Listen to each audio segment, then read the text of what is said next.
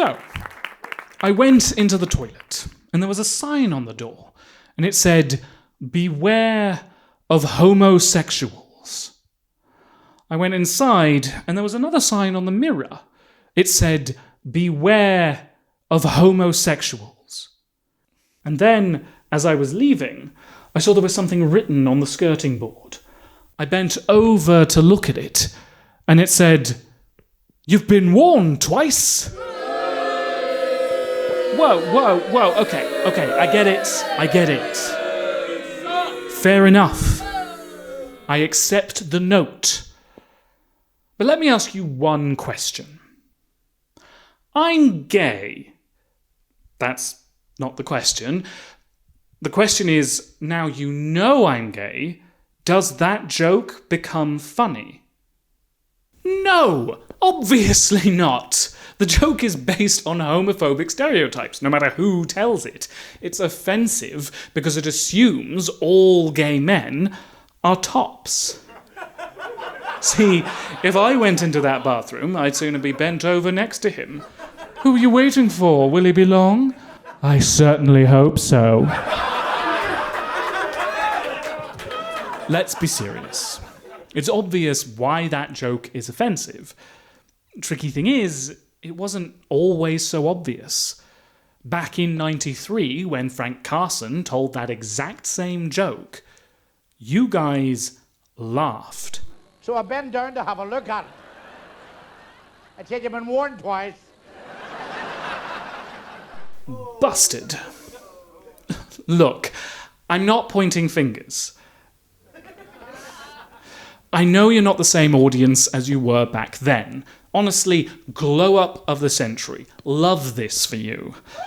And you probably don't remember, but the first time I heard that "beware of homosexuals" joke, you really had my back. So, this was back in the 2000s. I was still a closeted teen.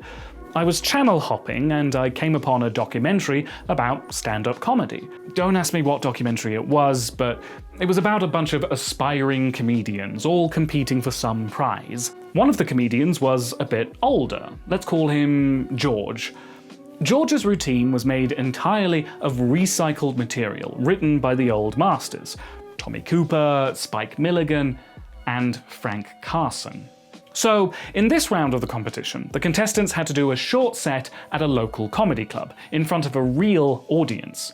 And in his set, George told that "beware of homosexuals" joke. And it bombed. The audience turned against him and booed him for the rest of his set. Afterwards, speaking to the cameras, George was perplexed by the reaction. This material was proven gold. It worked for Frank Carson, so it should have worked for him. Thus, the problem had to be the audience. They'd gotten soft. They'd become too sensitive. They can't take a joke. They just don't appreciate proper comedy anymore. You're gonna take that from George? A man who doesn't even write his own jokes? Now, we could easily take those accusations with a pinch of the salt George has generously smothered them in. Even so, I can't help feeling a little sympathetic here. 'Cause once upon a time, that joke made you laugh. It was just as offensive then as it is now, but you lot didn't always know that. So I can understand George feels like you've changed the rules on him. And we might say it's not the audience's fault gay rights have passed George by. Comedy is quick to age, audience sensibilities change. It's George's job as a comedian to walk that line. And that's true enough, but it might help if we could clearly identify where that line is. Because I'm sure you've noticed, there are a fair few Georges around these days. It's almost like people have gotten soft. People are so politically correct now. We couldn't get away with anything. You can't even get away with a politically incorrect character because that is seen as being politically incorrect. I could imagine a time, and this is a serious thing, I can imagine a time when people say, well, that's offensive to suggest that a gay person moves their hands in a flourishing motion and you now need to apologize. I mean, There's a creepy PC thing out there that really bothers me. It's killing comedy, because you're not allowed to joke about anything, it seems. There seems to be a joke police nowadays. It's too hard to entertain a country whose ears are so brittle. Mother are so sensitive, the whole country is turned into ass. The fear of being cancelled is real, and it will be the death of stand-up comedy as we know it. Okay, we're not going to talk about cancel culture. I'm not saying it's not a thing or that nobody's ever been cancelled unfairly. It's just, as much as comedians love to complain about it, I honestly don't think it's all that relevant here. Sure, lots of high-profile comedians have been cancelled, but usually it's for things like criminal allegations, or expressing sincere bigoted opinions, or pretending to be trans women on queer dating apps like that's a normal thing to do. These things have nothing to do with their comedy. It's actually pretty rare for a comedian to lose work because of a joke they've told. Even when it does happen, it's usually for obvious reasons, and they still get comeback gigs before too long. I'm also not convinced you guys have gotten more sensitive, because, no offense, you've always been kinda sensitive. In the 2000s, Jerry Springer the Opera was picketed and protested for blasphemy. In the 60s, Lenny Bruce was repeatedly arrested on stage and criminally charged for obscenity. Mass outrage is not new. What's changed is the medium we express outrage. Back in the good old days, if a comedy show got hundreds of complaints, an editor at some newspaper would pick the best one to print. Now, with social media, comedians and networks receive every complaint at once, including the most hysterical and overblown, all amplified by the algorithm. Which isn't the best way to receive constructive criticism. So how do we explain to George what he did wrong? The way it's most commonly defined nowadays is in terms of punching up versus punching down. This terminology is likely borrowed from boxing. Punching down means fighting somebody below your weight class, and vice versa for punching up. Carried over to comedy, punching down means telling jokes about a person or group who has less power and influence in society than you do, which makes them less able to defend themselves. So the unwritten rule is comedy should never punch down. We look at who is telling the joke, assigning different degrees of license to shock depending on their status. For example, stand-up comic Francesca Martinez, who has cerebral palsy, automatically gets the audience's permission to tell certain jokes about physical disability, permission which they may well refuse to grant to an able-bodied comedian. Straight white men? Have at 'em. Gay black women? Maybe not, unless that also describes you. Straight white men may find that a tad unfair, but hey, they've already got heteronormativity, institutional racism, and the patriarchy, so let's just call it a draw. Except a lot of comedians contest that ruling. Why is it that I can say the word with impunity, but I can't say the word? And she said, because, David, you are not gay. I said, well, Renee, I'm not a either. What I don't agree with is you shouldn't say something in case it hurts someone's feelings somewhere. Yeah. Well, that. I think you've got to be very, very careful about saying what you're allowed to make jokes about. You've always got to kick up. Really? What if there's someone extremely smug, arrogant, aggressive, self-satisfied who happens to be below in society? And I think what we've reached now is a point where anything that seems to be the slightest bit critical of any group or individual is out of bounds. Cars, technology, cell phones, like everything says, and then free speech, we're pulling it back to the 40s. Recently, a relative of mine who is of the boomer persuasion asked me very pointedly, "Are you the generation that doesn't believe in freedom of speech?" And I was very offended by that question. So I told him to shut up and I reported him to the authorities. The free speech argument is another I would dearly love to dismiss, because nobody is getting arrested over jokes these days. Even so, I couldn't quite deny the accusation. Because I think the audience was right to boo that beware of homosexuals joke. I don't think George should have told it. So, clearly, I do believe there are some things comedians shouldn't say. But I also understand why comedians are resistant to being told a subject is out of bounds. Beneath all the free speech belly aching, there is an interesting point here about how comedy works and what purpose offensive comedy serves. I don't really know how we go forward from this strange position we're in, certainly in the world of stand-up comedy, where the edges are where it's the most interesting. Not letting comedians work is, what happens is everybody gets safe. Right. And when everybody gets safe and nobody tries anything, things get boring. And what people don't understand is all humor is essentially critical. If certain people are off limits to comedians, that's tantamount to saying they cannot be criticized. And why should anyone be free from criticism? But hold on now. Are jokes criticism? That beware of homosexuals joke isn't. It's not even about real gay people. It's about straight men's fear of gay men. I'm not offended because a straight person is joking about me. I'm offended because he's calling me a So I don't think it's simply a matter of who is joking about who. It's also a matter of what is being said. That don't punch down rule? I'm not sure that is the rule. Okay, in standards and practices departments, it probably is the rule. I'm sure to comedians it must feel like censorship when literal censors are telling them what not to say.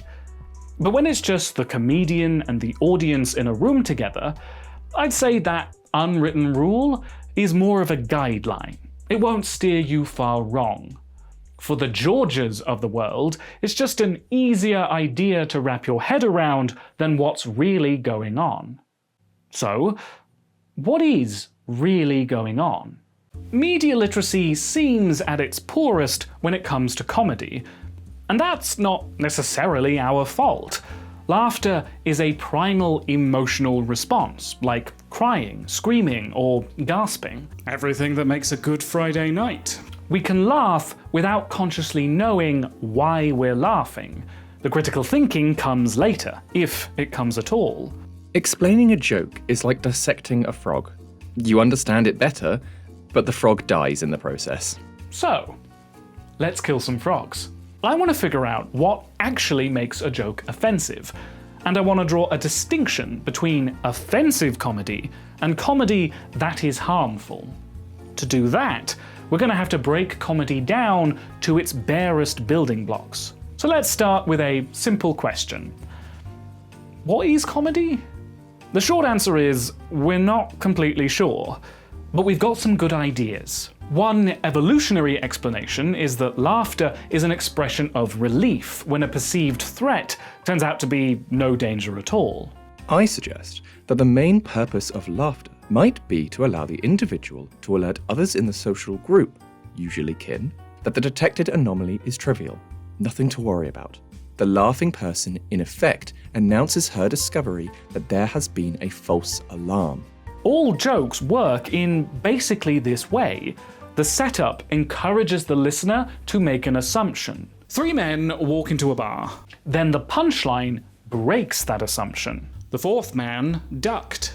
The punchline works by resolving the suspense of the story in an unexpected way. Your brain responds to this tiny paradigm shift by making a conceptual leap that mirrors the jump from perceived threat to no threat, with the same result: laughter.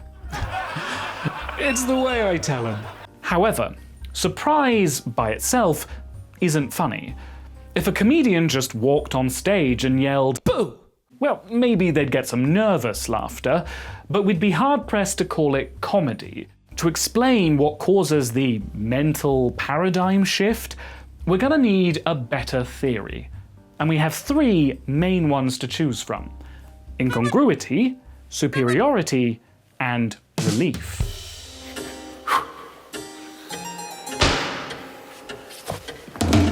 Incongruity theory interprets laughter as a reaction to the unexpected.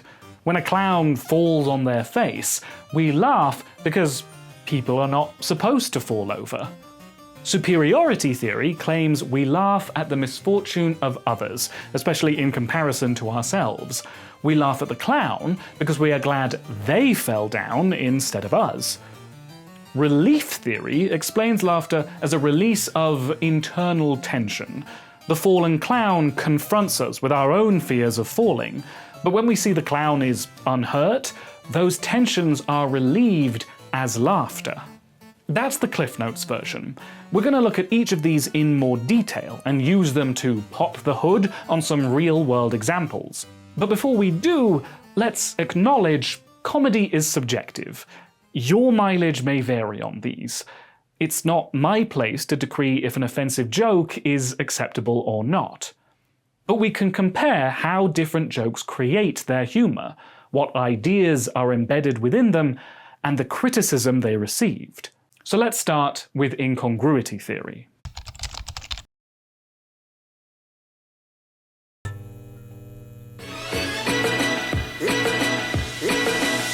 Immanuel Kant proposed a famous version of this theory, describing laughter as a response to absurdity, when our ordinary expectations of the world suddenly disappear.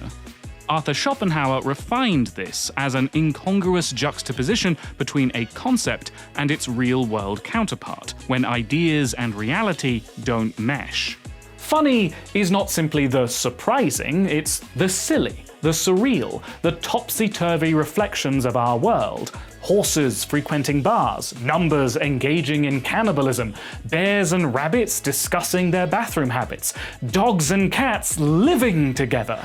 Where's the mongrel dog with a black patch over a white face, furry on top and sleek down below because a lion shagged a whippet? That's the one.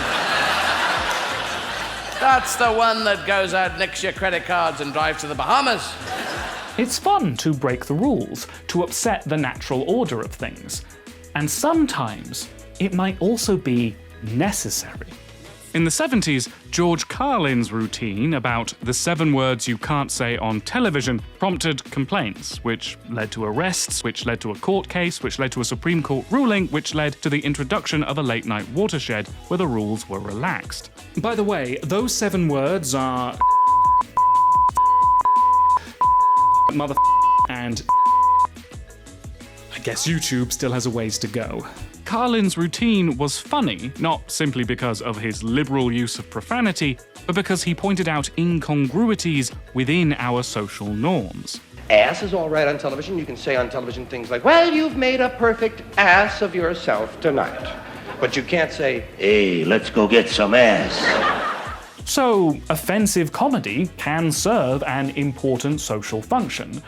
By testing the line between what is socially acceptable and what is not, comedians remind us of these boundaries, and may cause us to re-examine things we normally take for granted. We're the last of the truth tellers. We live in a time where you're not sure which version of the news you're getting. It's all skewed towards someone's favour. Comedians are the unbiased ones who are able to tell you what's really going on. We tell it to you in no uncertain terms.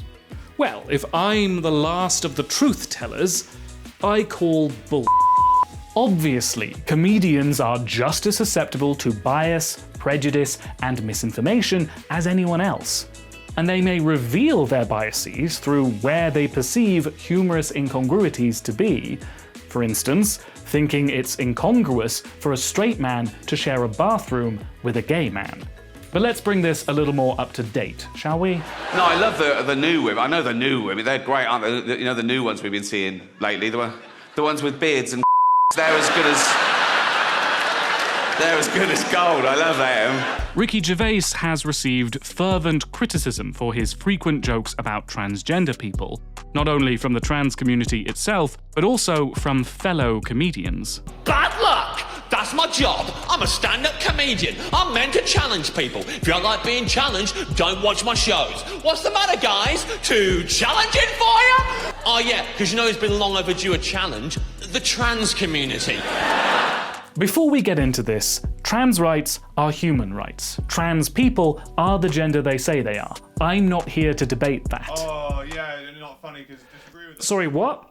You only think he's not funny because you disagree with him. Correct. I mean, basically, yeah. You can't find an incongruity funny if you don't agree it is an incongruity. Because I've always identified as a chimp, right?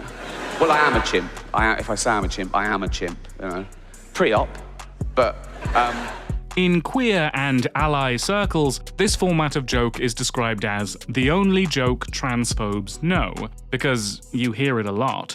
Most famously in the attack helicopter variety, popularized on Reddit. This real thing is as absurd as this obviously absurd hyperbole. It's only funny if you agree there's a comparison there, if you already believe trans people are absurd. The joke is transphobic because the comedy relies on a transphobic idea. It's no different from when people used to say, well, if men can marry men and women can marry women, what's stopping people marrying their dogs? Just because Ricky Gervais self-identifies as a stand-up comedian, am I supposed to say that he is one? His political correctness gone mad? In Ricky's very marginal defense, he has acknowledged this joke is old hat. That's a bit hack, that joke, now, isn't it? Oh, I identify as a thing, then. He's since pushed the envelope by pivoting to a slightly different format of transphobic joke. What about this person isn't a lady? Well, his penis. Her penis, you bigot! She's not only a great comedian, she's also a great actress, isn't she? She was brilliant in that thing as that man. Be the gender that you feel that you are. But meet me halfway, ladies, lose the that's all I'm saying. These jokes are all the same basic joke of incongruity. Gervais sets up the idea of trans women, or in one case, a specific trans woman, and describes them as women before throwing out the punchline, pointing out something they have in common with cisgender men, usually genitals. But to trans people, this observation is not only insensitive, it's obvious. Trans people are well aware being in transition is just inherently incongruous with a binary interpretation of gender. And I'm not even suggesting there's nothing funny about that. Gender incongruity is something trans and non-binary comedians joke about all the time. But now that I'm transitioning, I'm glad I have a small penis, because I'm hoping that means if I get to surgery, I'm hoping it'll cost less. You know what I mean? Like, all those gas station attendants my entire life calling me sir were right. They were right. They were right. They knew me and they loved me before I could love myself. You know? In my fantasy of having children, I was never the one having the kids. Like, it was a really specific fantasy where I was this like 1950s businessman father, just like pacing the halls of the hospital. The obvious difference here is these comedians are joking about their subjective experiences. They are punching at themselves, whereas Gervais is punching down at them. But while that is part of it, I don't think that fully explains the difference. Robin Tran pokes fun at how male anxieties become incongruous after transitioning to a woman. River Butcher jokes how hurtful past misgendering winds up incongruously affirming his trans identity. And Mae Martin's fantasy of masculinity is incongruous to them, which makes it self-deprecating, but it also exposes the incongruities of gender roles in general, being too simplistic to accommodate Martin. All of these jokes create humor by presenting traditional concepts of gender as incongruous to the comedian's lived experiences. This is much more like what George Carlin was doing, challenging social norms by pointing out their contradictions. With Gervais, it's the reverse, framing trans people as incongruous to our social norms. Actually, it's not even trans people, it's just the idea of a man being like a woman. The biggest laugh Gervais gets is just from giving himself a female name. I'd come out and I'd emerge, I'd be a real woman, I'd be Vicky Gervais. I'd be Vicky Gervais, right? Yeah, and I'd be a real woman, right? Curious how Ricky has nothing to say about trans men. Gervais's jokes are offensive, not only because they target a group that is lower on the social pecking order, but because the jokes create humor by framing trans people as ridiculous, as if by pointing out their incongruities, Gervais has outwitted them. Call yourself a woman? Explain the penis. Checkmate, fellas. But isn't that how all jokes work? How can you ridicule somebody without framing them as ridiculous? This is where we start getting into superiority theory, creating humour by framing a target as inferior. But it is possible for cisgender comedians to tell jokes about trans people and gender incongruity without doing this. For instance, this one joke by, bear with me on this one, Louis C.K. This one's from before the allegations.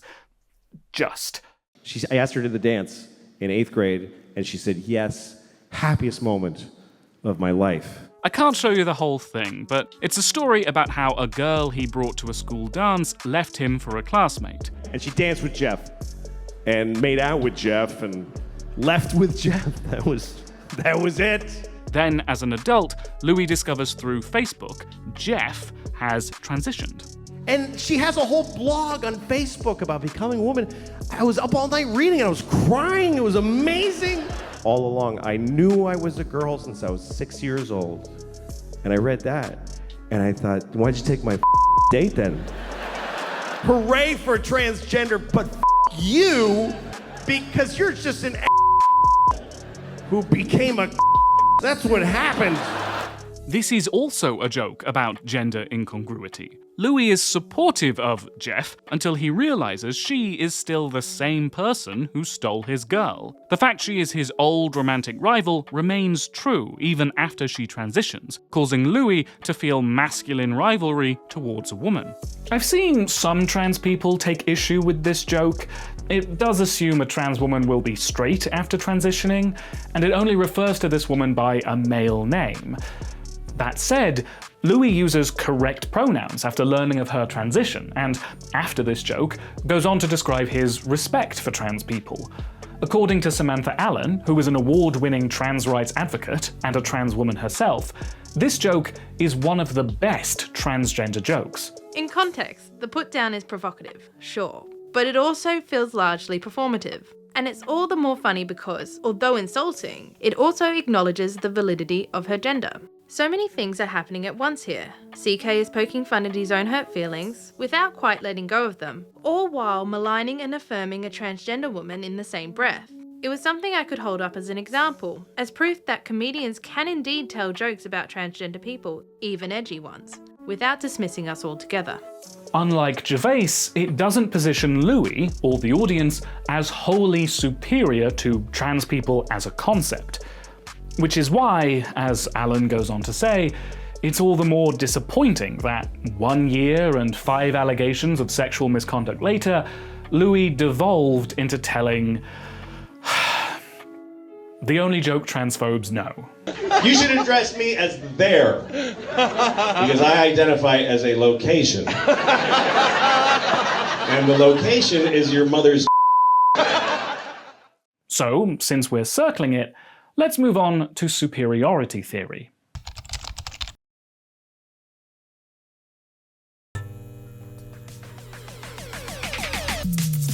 Thomas Hobbes argued laughter happens when we compare the infirmity of others to some eminency in ourselves. Henri Bergson described humour as arising from a lack of empathy. He believed the social purpose of comedy was not to challenge social norms, but to discourage eccentricities by way of ridicule. According to superiority theory, jokes are aggressive by nature, which might be why so much comedy jargon is violent. Gag, bomb, kill, punchline. Be it mild or mean, laughter is at the expense of something, or someone. Somebody is always the butt of the joke. And what people don't understand is all humour is essentially critical. But let's not get carried away here. Isn't all this aggression talk a bit much? A joke is not a literal punch. When Plato describes the ridiculous as a certain kind of evil, he just makes ancient Greece sound like no fun at all. Even if we do understand comedy as combative, that doesn't necessarily mean aggressive. For starters, there's another evolutionary theory which explains laughter as mock aggression, comparing it to noises made by chimpanzees and gorillas when play fighting. According to Jan van Hoof, this relaxed open-mouth display, or play face, evolved into human laughter. The relaxed mouth in laughter contrasts with the mouth in real aggression that is tense and prepared to bite hard. That difference, combined with the distinctive, shallow, staccato breathing pattern, allows laughter to serve as a play signal, announcing that this is just for fun. It's not real fighting. Charles R. Gruner iterates on superiority theory with a similar idea. According to Gruner, jokes are a game with winners and losers. They create comedy through a sudden perception of a victory or a defeat. So sure, when the clown falls, we laugh because they've been defeated in the game of dignity. We win and they lose. However, this game is being played on two levels, because we also know this is a game. We're fully aware laughter is precisely the reaction the clown wanted. But by convincing us to laugh anyway, the clown has beaten us in the comedy game. Gruner argues that winning the joke is not intended to be cruel, but playful.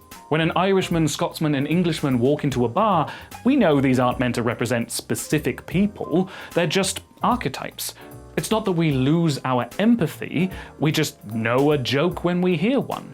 It is my thesis that humour directed at specific characteristics of ethnic and other groups does spring from the natural aggressiveness and competitiveness of the human psyche. But couched within the humour frame, the hostility is reduced to play, and satisfies our basic urge to win over anyone or anything in a purely symbolic way. And Gruner has a point. We banter with our friends, we bust each other's chops, we take playful digs at each other. When we see roast battles or insult comics, we understand that even the meanest jokes are intended playfully. There should be a place for that in stand-up. There's certainly a place for it in queer culture. RuPaul is so old that when she opens her legs, all you hear is And there are comedians who have mostly avoided outrage when punching down, by doing so in a playful way. Jimmy Carr is known for telling jokes about dark and controversial topics, often about marginalized groups. But mostly, his jokes don't contain an actual opinion. Maybe you'd wonder why fat women gags is a well he goes to so often, but for the most part, his jokes are just clever wordplays or bait and switches which merely reference a taboo issue. Dwarfism is a growing problem. I worry if I do fat jokes, I'll never reach a wider audience. She went, how would you like it if you were schizophrenic? I said, well, we're not, so we're not bothered, are we? I'm glad you liked that. I was in two minds about that joke. So yeah, these are pretty playful. There's a mild superiority there, in that Carr is smugly showing off his cleverness. But the comedy isn't created by framing these groups as inferior. Carr has even been ridiculed for prefacing his jokes with edginess disclaimers. What I'm saying on stage tonight is barely acceptable now. Only for the jokes he tells to be mildly risque. Having sex is like riding a bike. My uncle taught me when I was a kid. Maybe the PC woke boys won't like this one. A rabbi and a priest walk into a bar. Carr's jokes may be about taboo topics, but they don't target them. So you might say these jokes don't technically punch down, they just punch nearby. Instead, how about someone like Bill Burr? He's made a career of punching down. He's very outspoken in his opposition to political correctness, and has defended other cancelled comedians. I can't even trust he won't be cancelled himself before I finish making this video. And he has made some jokes about trans people I take issue with. Nevertheless, despite a steady stream of controversies, he's never accumulated that much outrage. And I'd wager that's because, in the way Burr tells jokes about tribes he doesn't belong to, even when he expresses what seem to be sincere grievances, he usually demonstrates a sincere attempt at introspection, understanding, and humility. Then she wouldn't let up. She's like, well, why is it up? Why is it up? So now I'm back in the classroom. And I'm like, because if historically speaking, black people enjoyed the same amount of freedom and privilege, they would have the money and the time to figure out how to fly too. And she goes, that's right. And I go, however, your music would have suffered.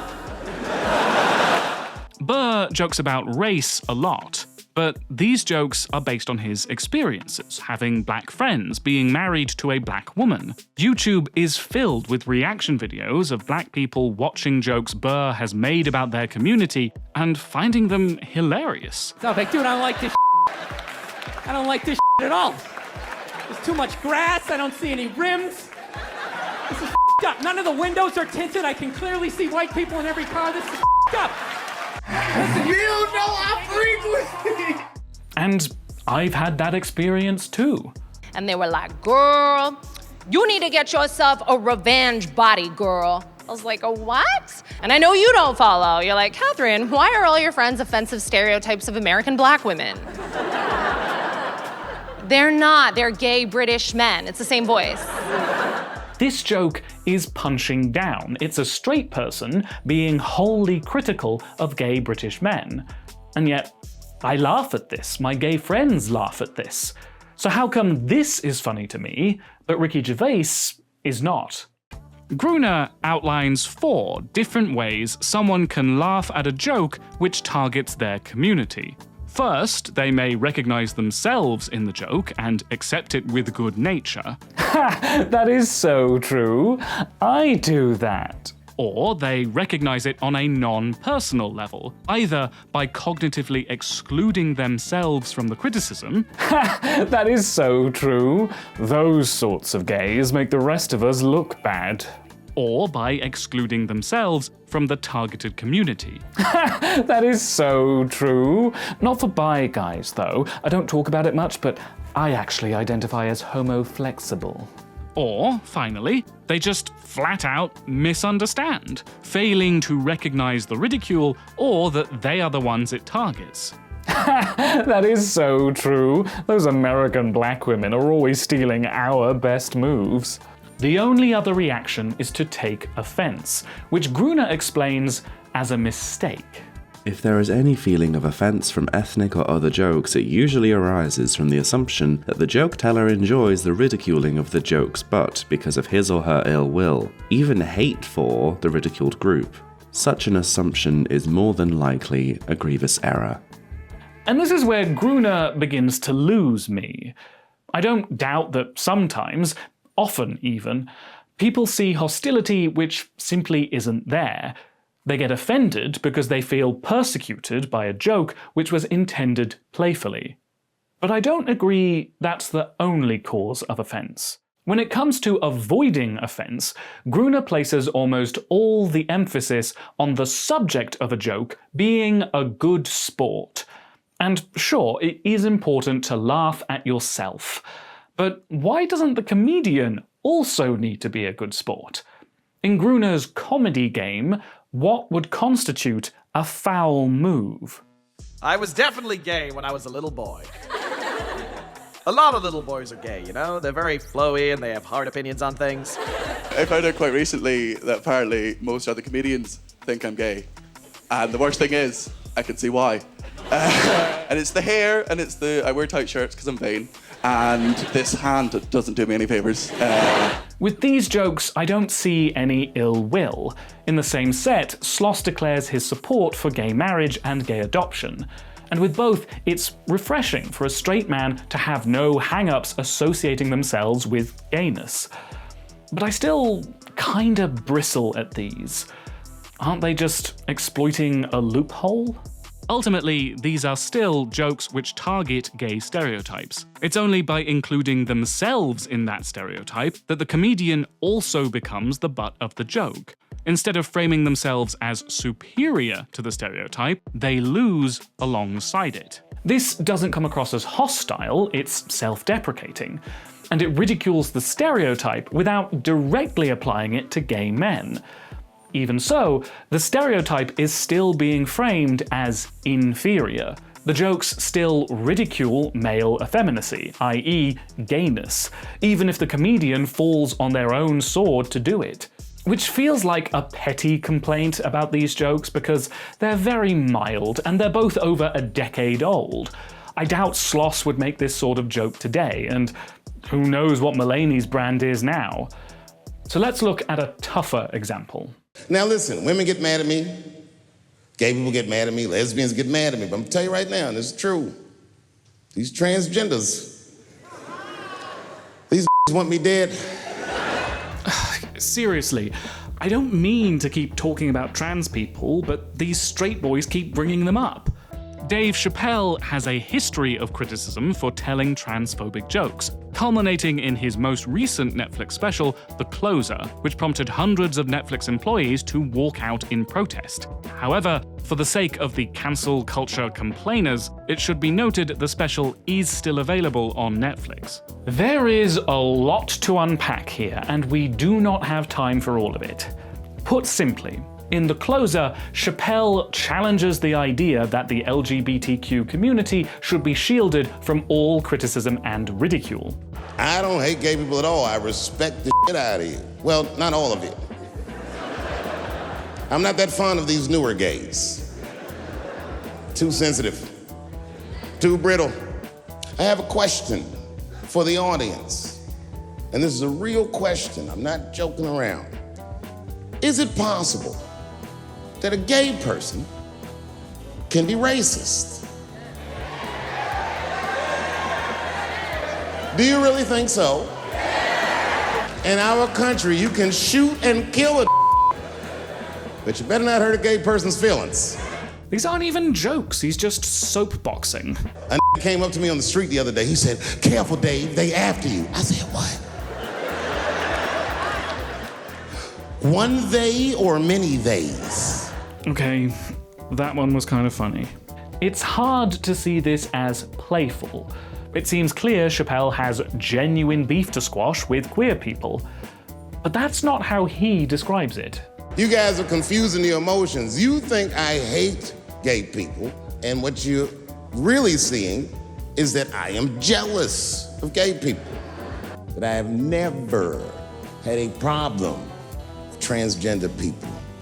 If you listen to what I'm saying, clearly, my problem has always been with white people. And we could press X to doubt here. We could point out he describes himself as on Team TERF. We could point to the story he tells about beating up a lesbian. But, as already discussed, I don't think ill will should be the deciding factor of foul play. We can't prove what lies in Chappelle's heart. We can only look at what lies in his comedy. And Caitlyn Jenner was voted Woman of the Year. Her first year as a woman. Ain't that something? Never even had a period. Ain't that something? I am not saying that to say that trans women aren't women. I am just saying that those that they got, you know what I mean? Tastes like that's not quite what it is it? It's not blood, that's beet juice. it's just the same transphobic jokes about gender incongruity again. But worse. By placing these jokes in a monologue about how trans and queer people overreact to the jokes he makes about them, Chappelle dismisses their concerns. And that's on purpose. He also makes jokes which frame the struggles of trans people as inferior compared to the struggles of black people. I have been arguing with the whites my entire career. And just when I thought I had you guys on the ropes, you changed all the rules. Oh yeah? Yeah, mother. Well, I'm a girl now, and you must treat me as such.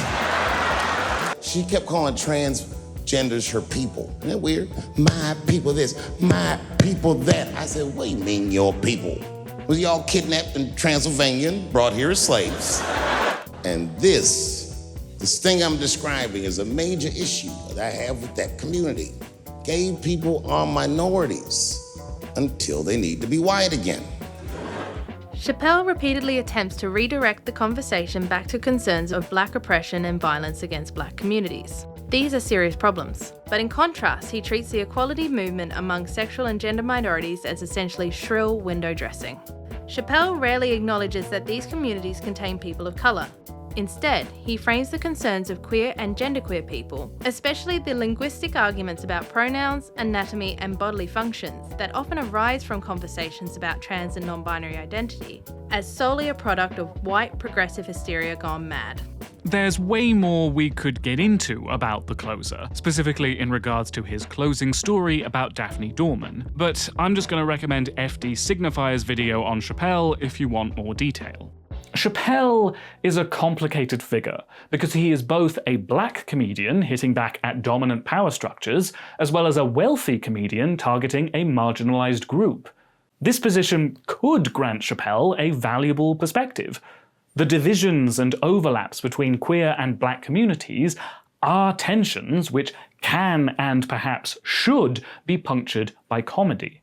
Many queer people of colour have described issues of racism and exclusion within the larger LGBTQ community, even though they experience higher rates of hate crime and violence than white queer people. And one glance at Grindr reveals hundreds of white men defining their attractions along racial lines, either excluding or fetishizing POC bodies. These are all things which could be ridiculed about the queer community, but Chappelle doesn't engage with the complexities of the conversation. Canceled J.K. Rowling, my God. And they canceled her because she said in an interview, and this is not exactly what she said, but effectually, she said, gender was a fact. Indeed, Dave, that's not what she said, and it's not why trans people are upset with her. The issue here is not simply that trans people are outraged Chappelle is criticizing them. The issue is, he doesn't know what the he's talking about. All 5 of Gruner's reactions to ridicule, offense included, assume the joke contains something recognizable about the group being targeted.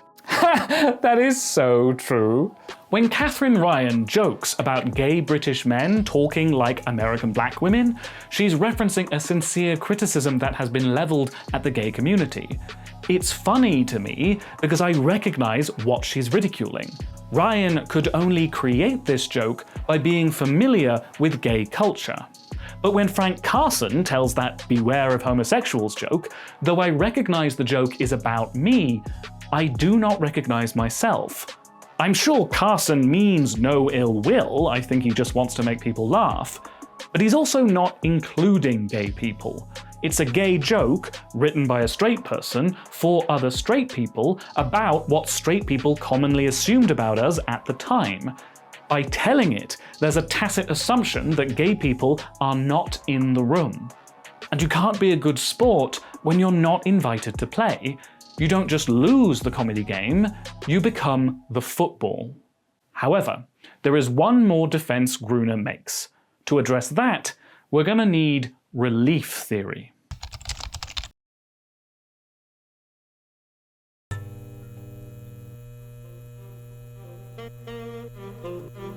I make you all feel tense and then I make you laugh and you're like, oh, thanks for that. I was feeling a bit tense. I made you tense. This is an abusive relationship. This one is popular among 19th century psychoanalysts. They talk a lot about psychic energy bubbling up and overflowing, with laughter as a sort of release valve. Sigmund Freud, predictably, thought laughter came from unconscious sexual neuroses. So maybe Frank Carson quite likes the idea of encountering a gay man in a bathroom. Nevertheless, it holds true that fear and funny are two sides of the same coin. We laugh when we're nervous, we tell jokes to lighten the mood. When tragedy strikes, jokes always follow. Maybe not on television, but in email chains and office break rooms. We joke about disasters and death, not because we're insensitive to suffering, but to puncture the oppressive gloom which follows. It's a way of talking about things that are otherwise difficult to talk about. One of the most important functions of a joke is to shock. It's an acceptable way of giving vent to the unacceptable. The only child that I think I would have liked ever was Helen Keller because she didn't talk. It was very funny. Yes, it is. And if you don't, then leave. Funny if you have a deaf son. I happen to have a deaf mother. Oh, you stupid ass. Let me tell you what comedy is about. Go ahead and tell me. Oh, please. You are so stupid. Comedy is to make everybody laugh at everything and deal with things, you idiot. As we saw with Incongruity Theory, most jokes contain some transgression against the natural order of things. With Relief Theory, this is a social transgression. In fact, many offensive jokes are only funny because they are offensive. Okay, here we go. The first subject is things you're unlikely to hear on a quiz show. I'm Richard Whiteley. Okay, I'm gonna have to lay this one out for the non-Brits watching. The most basic part of this joke combines the sound of a flatlining heart monitor with the theme song of the popular quiz show Countdown. By itself, not very funny. It's little more than a pun. Add the necessary context that beloved long-term host of Countdown, Richard Whiteley, had recently passed away, and the joke gets spicier. It's not a clever misdirection, it doesn't even set up an assumption. There's no observation being made beyond the simple, sad fact. What makes it a joke is the sudden, unexpected crassness of it. The assumption being broken are the assumed social norms. It's a joke simply because it's something you're not supposed to say. There's a very special noise that the comedy club audience makes when they hear a joke that hits their taboo right in the middle. It's a short bark of involuntary laughter that immediately turns into an ooh of disapproval. What's interesting is the order those two reactions come in. The laugh is always first. The joke has made them lose control of their social self-edit function, just for a moment. So, if offense can be used deliberately to create humor, to inspire laughter that cuts through our social defenses, doesn't that necessarily frame the offensiveness as insincere? The relief comes from breaking social convention in the safe, playful framing of comedy. And this is Gruner's defense. We know a joke when we hear one. In fact, all truly sick and ethnic jokes are so outlandish in the degree to which they hyperbolize their comic scripts, or stereotypes, that any sensible logical person would be compelled to recognize that this material cannot be taken seriously. This is very similar to the disclaimer Ricky Gervais gives at the top of Supernature. Okay, right. That was irony. That's when I say something I don't really mean for comic effect, and you as an audience, you laugh at the wrong thing because you know what the right thing is. It's a way of satirizing attitudes. And now you mention it, Jimmy Carr's His Dark Material also opens with a similar disclaimer. Tonight's show contains jokes about terrible things that may have affected you and the people that you love. But these are just jokes, they're not the terrible things. Gervais and Carr's shows share a lot of similarities.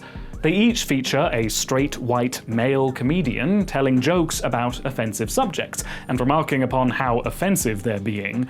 Carr covered a wider range of taboo topics than Gervais did, so how come Gervais got a Twitter hate mob while Carr got trolled for faux edginess? In fairness, there was one joke that got Carr in trouble here, and we'll get to that. But for the most part, Carr didn't receive anywhere near the level of backlash Gervais did, which may be because with Carr, there's little mistaking the irony. When I give my opinion on gender or race issues, people say, well, it's easy for you to say as a straight white man, but when I give my opinion as a gay Chinese lady, they don't like the accent I do. Carr's stage persona is more obviously performative. His jokes often present himself as ignorant or insensitive to the offense he's causing, but the audience is well aware this is just an act. It's the incongruity of his insensitivity which creates the comedy. But isn't Gervais doing the same thing? I'll take on any view to make the joke funniest. I'll pretend to be right-wing. I'll pretend to be left-wing. I'll pretend to be clever. I'll pretend to be stupid. Whatever makes the joke funnier without prejudice. Well, maybe. But when Gervais does it, it's not quite so obvious. There's an idea in comedy that if you're going to cross the line, it's better to cross it so far that you wrap around the world and cross the line twice, so to speak. It's when a joke becomes so ridiculously offensive, the ridiculousness of it becomes the thing that's funny. Once again, Katherine Ryan shows us how it's done. Necessary context, she's just told a true story of how a joke of hers was shared online without context and inadvertently angered many people in the Philippines. But during that time, Apollo, you won't believe it, Joan Rivers herself spoke to me from down in heaven. And she was like, Katherine, it is not your fault the Filipino people are as bad at understanding satire as they are at running from tsunamis. And I was like, holy what a terrible she was, right? Slandering the recently deceased, mocking victims of the 2011 tsunami, all in response to people already outraged with her, sounds like the perfect recipe for cancellation. And yet, this joke caused no public outcry. In fact, here's a review which praises Ryan for this joke specifically. So there's two jokes at play here. The one about the tsunami and the one about Joan Rivers. Both are offensive in their own rights, but put them together and the whole thing becomes ridiculous. But also, each joke defangs the other. It's obvious Joan Rivers never actually said this and doesn't deserve the castigation for it. Simultaneously, it puts some distance between Ryan and the tsunami joke, to the point she makes another joke out of attempting to shift blame for it.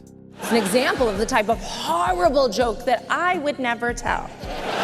This framing allows Ryan to say the offensive thing without endorsing it. She reacts with shock alongside the audience, demonstrating her awareness of the offense she's causing. By condemning Rivers' ghost, she also condemns the sentiment the joke expresses. So we're not laughing at the people the joke is about, but at Ryan's audacity for saying it. It's comedy through shock value.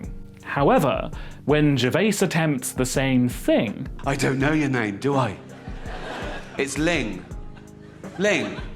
Yeah. Is that your first name or your surname? Both. Ling Ling? Hello?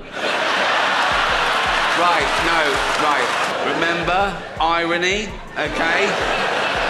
Also, that's not me saying that, is it? It's the little Chinaman, isn't it? So... Okay, necessary context. Gervais uses that racial slur here because the whole routine is about how lazy that particular label is from an etymological standpoint. Let's not get into that. Otherwise, this seems like the same format as Ryan's joke, right? Gervais puts an offensive joke in the mouth of an imaginary character and makes another joke of passing blame to them. But I see two crucial differences here. Number one, Gervais only crosses the line once. Ling Ling? That's like a joke from the 1950s. It's offensive, but not so offensive it becomes ridiculous. Number two, he doesn't condemn the offense he causes, nor demonstrate his understanding of it.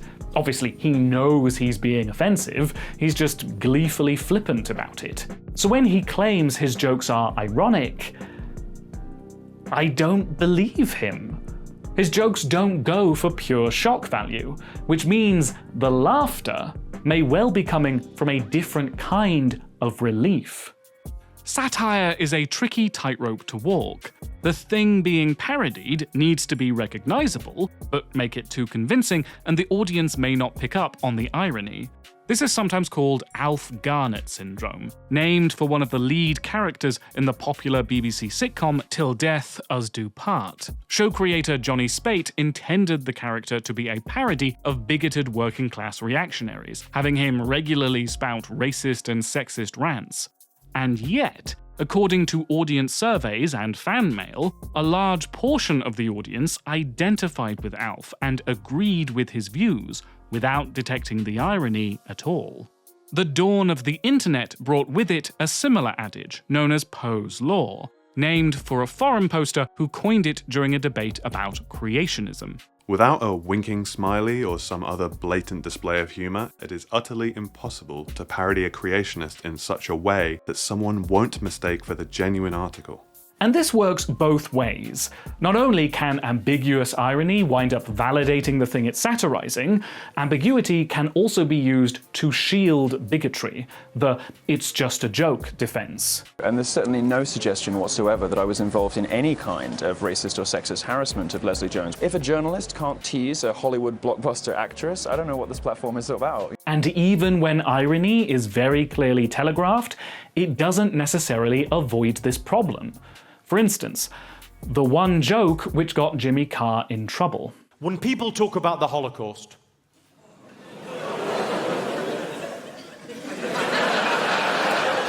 when people talk about the Holocaust, they talk about the tragedy and horror of 6 million Jewish lives being lost to the Nazi war machine. But they never mention the thousands of gypsies that were killed by the Nazis. No one ever wants to talk about that because no one ever wants to talk about the positives. I'm not sure about that one, Jimmy. This joke was described as abhorrent by the Holocaust Memorial Day Trust. Carr was also criticised by the Auschwitz Memorial and the anti-fascist group Hope Not Hate, while Labour MP Nadia Whittome urged Netflix, unsuccessfully, to remove the special because of this joke. Okay, fair's fair. There is some necessary context here.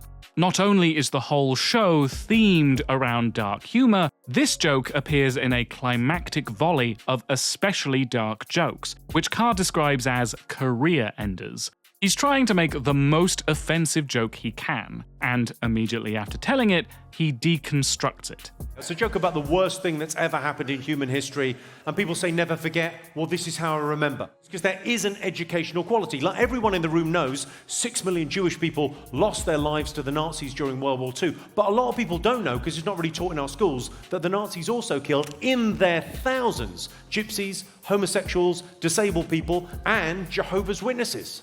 I'm not sure congratulating a genocide, even just for pretend, is really the best way to educate the masses on this issue. The most charitable reading of this joke is as a satire of society's tendency to disregard traveller communities. But by itself, it's also very easy to interpret it as simply ridiculing their deaths. It may be unfair to judge this joke without also considering Carr's disclaimers. It's been shared a lot without that context, even though Carr worked very hard to make the irony clear. Nevertheless, even in the show, the joke comes before most of the deconstruction. Does the irony fully make it into the minds of the audience before they laugh? Or does the joke bypass their social self-edit functions, making them laugh without considering all that? It's hard to imagine Carr getting a similar laugh joking about the other groups who were killed, no matter how obviously ironic he's being.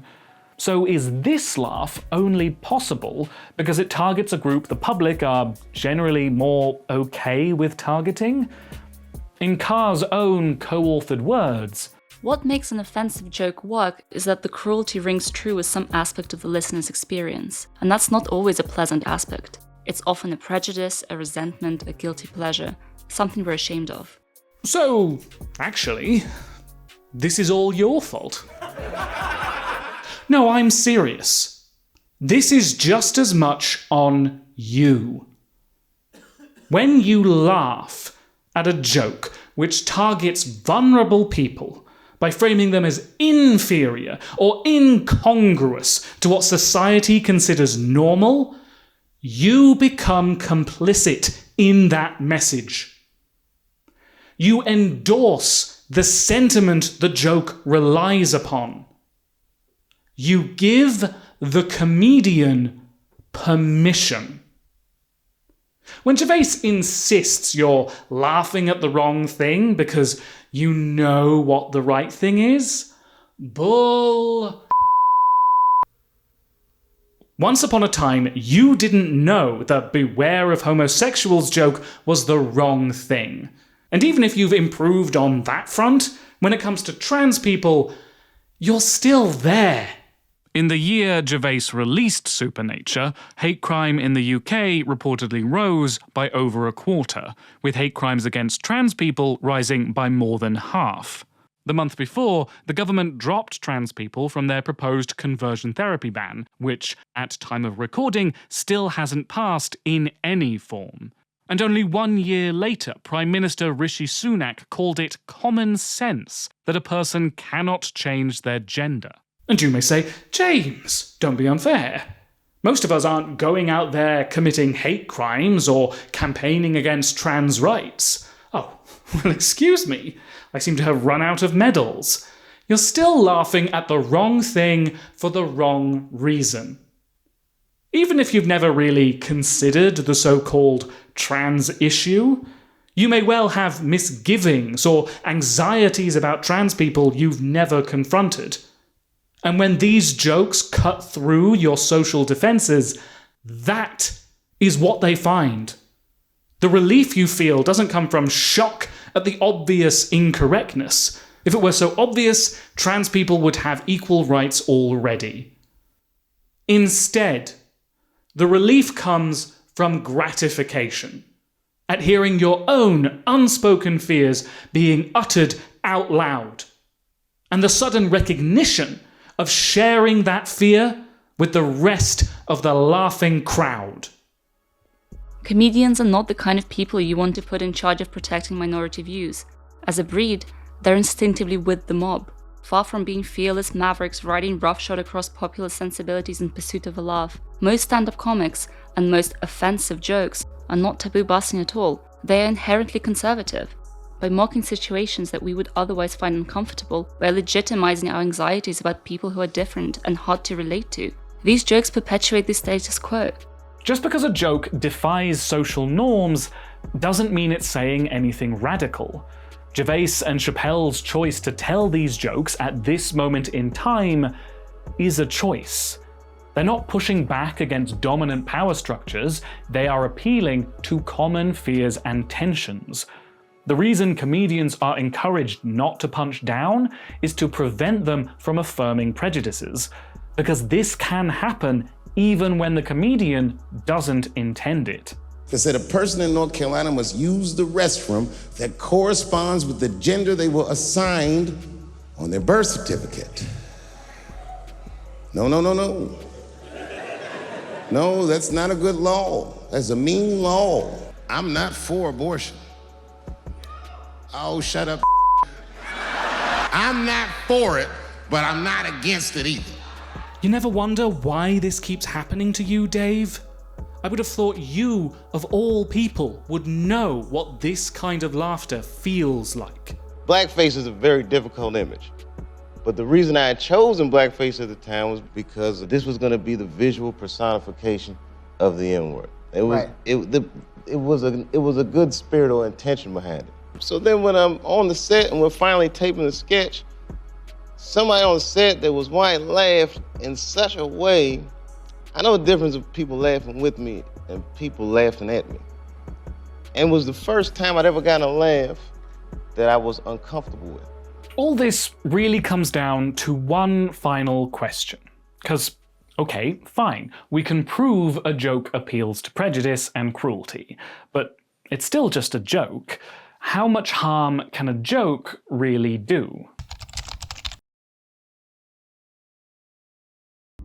According to Professor Christy Davies and his study of ethnic jokes from around the world, there is no measurable correlation between a society's hostility towards an ethnic group and the amount of jokes they make about that group.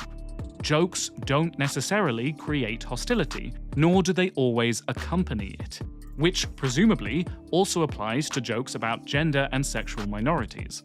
Oh, there we go then. Jokes are harmless. Job done. We can all go home now. Except, Davies found a different correlation. In general, the stupidity jokes are pinned on a familiar group. One similar to the joke tellers, but who live at the periphery of the joke teller's country or culture. The people at the center are thus laughing at what appears to them to be a slightly strange version of themselves. When the smartest man in rival town moves to local town, he lowers the IQ of both. You can tour the world with a joke like this, and so long as you slot in the right town's names, the joke will still land. We like to mock our neighbours, people who aren't so distant as to feel alien, but not so close we might accidentally hit ourselves with the same shot. Which explains why trans people are so often the butt of the joke these days. In the past decade, trans visibility has increased dramatically. However, most of the public aren't encountering trans people in their day-to-day lives, close and yet distant. The perfect punching bag.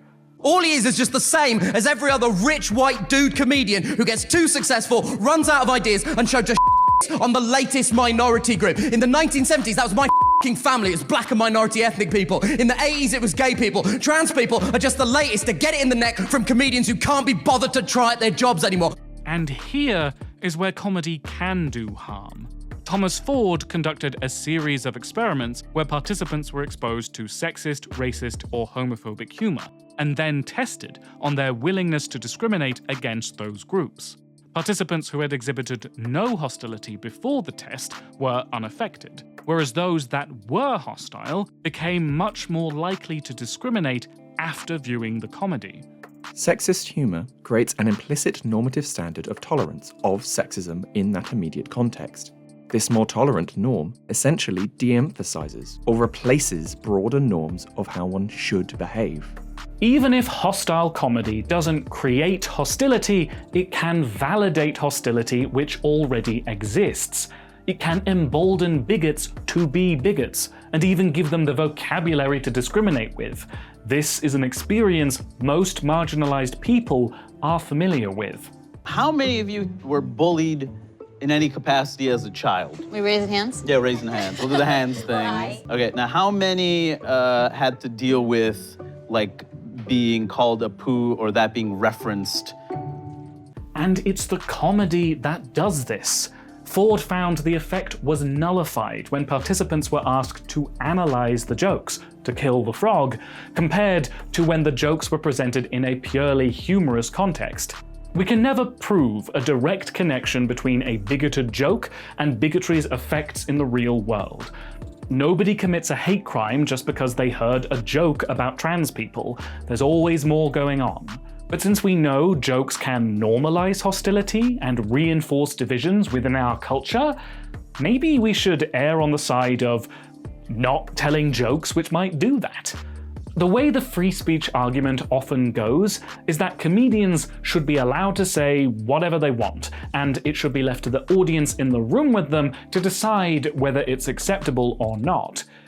And the only criterion needed is whether the audience thinks it's funny. When we do something and people aren't laughing, we get it. I don't understand why people feel the need to go beyond that. Look, if it's funny, I'm never offended. Right. Okay, that's the thing. Now, funny is the world that I live in. You're funny, I'm interested. You're not funny, I'm not interested. At least let's air our opinions in the open, exercise our judgment as consumers of comedy, and allow a certain amount of rough and tumble in the name of a good joke. This is the ethos behind Comedy Unleashed, a London comedy night which hosts, quote, free-thinking comedians without censorship. If somebody's cancelled, we'll put them on principle, and let the audience decide if they're funny or not.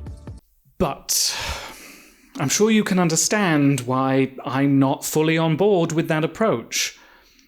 When you belong to a marginalized community, it's not easy to trust the general public to take your side. Historically speaking, that hasn't always gone well for us. To put it bluntly, I can't rely on you to know the difference between a playful jibe and an appeal to prejudice. And that's not entirely your fault. Comedy is social. Sometimes we laugh just to feel included, just to show the rest of the crowd we get the joke too, even when we don't. They put canned laughter in sitcoms because our monkey brains will make us laugh just to impress a recording of a crowd. Laughter is infectious. It can unite a room, and that's not always a good thing. Credit where it's due. I genuinely am grateful you booed that beware of homosexuals joke. That came at a time when I needed to be reassured I wasn't alone. But you didn't reach that place of understanding because comedy is a free marketplace of ideas which filters out the bad jokes. You came to that realization because gay people spent decades kicking up a stink about the way society treats us. The joke wasn't our primary complaint, but once our position in society became less distant, once you came to think of us as being in the room with you, that's when you understood why that joke offends us. Honestly, the free speech argument just seems like a way of silencing criticism. On Comedy Unleashed's website, there is a warning not to attend if you're easily offended. Why not? I thought the whole point was to let the audience decide. Why is offense discouraged as feedback? Okay, in fairness, the website only discourages people who like or seek to be offended, which doesn't technically forbid legitimate offense. Still, it implies offense is a reaction of the intellectually incurious, that the correct reaction to objectionable comedy is simply not to laugh, and any other reaction is not in the interest of free speech. I'm hardly the first person to say this, but offense is also an expression of free speech. This cuts both ways. If we can't ban certain topics of joke, we also can't ban outrage against those jokes. Comedians can't ask us to just shut up and take it. If we don't tell you what offends us, nobody else will. And sure, not every complaint is valid, not every perceived slight is genuine. A lot of offense comes from misunderstanding. But maybe even that has some value. I felt terribly sorry for the man with the deaf son. And of course he's angry. Of course he's angry, I get that. But don't ruin the whole act. But maybe it got it out of him, and maybe it's good what happened to him too. He had a kind of a catharsis. Look, I know I've been on your case tonight, and I know comedians feel like we're always on their case. I can only imagine how trans people feel. Things are still a little tense, and I don't have the solution. So long as there are divisions in society, there will be divisions about what is appropriate in comedy. Part of being a stand-up is learning to walk that line. Comedy isn't just about breaking rules, it's also about finding which rules deserve to be broken. Even Comedy Unleashed has a line they don't cross. On one occasion, Witz asked a white comic to stop using the N-word. I had a quiet word and said it's upsetting people. He actually hadn't thought about that. Nevertheless, I don't think it's true there's no place for offensive comedy nowadays.